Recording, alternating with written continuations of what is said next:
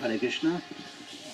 My name is Jagannath Charan Prabhu. I'm very happy to be here. It's a long time coming to be speaking with devotees about Varnashram.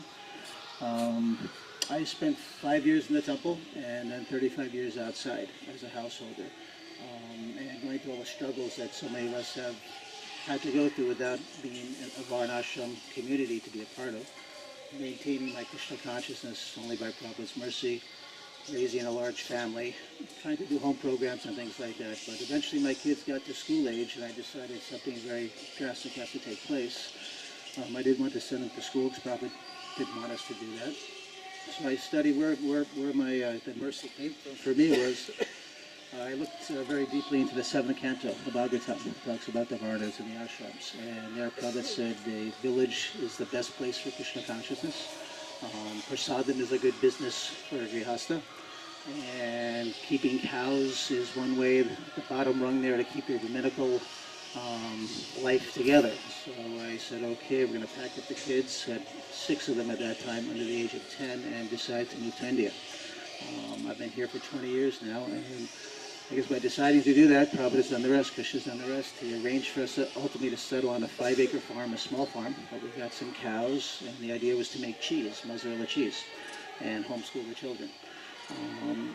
I guess I think I'm Superman. I could have bitten off a little bit more, but there wasn't too much more to do after that, so I had to start this business up. And what it's done, though, for me, it's given me what I might bring forward is a little bit of an out-of-the-box experience and viewpoint on how to get Varnashram to be accepted to the authorities in the movement, to connect what I always figured was the 99% of the devotees who live outside and who actually sincerely love Prabhupada and the mission and want to be a part of the association of devotees and have to work all together in that.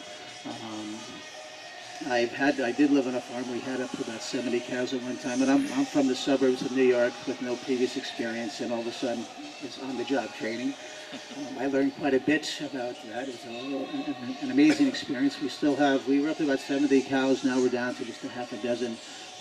We were almost ready to be driven off this trust property, so I didn't want so many mothers to be what to do with 70 cows if I had to move to an apartment. But it was being with the cows has completely changed my life. It's so purifying to actually keep cows. And my wife's from South India, and there they say, if you don't have a cow in your home, God is not in your home. So keeping cows is an integral part of our Krishna consciousness. And then I hope I can bring my experiences and my service. My kids are growing older now. My sons are a little bit of arm twisting, getting them to take over the responsibilities so I could join the mission again, actually the Prabhupada, which is, I think, something all of us have looked forward to as we get older. And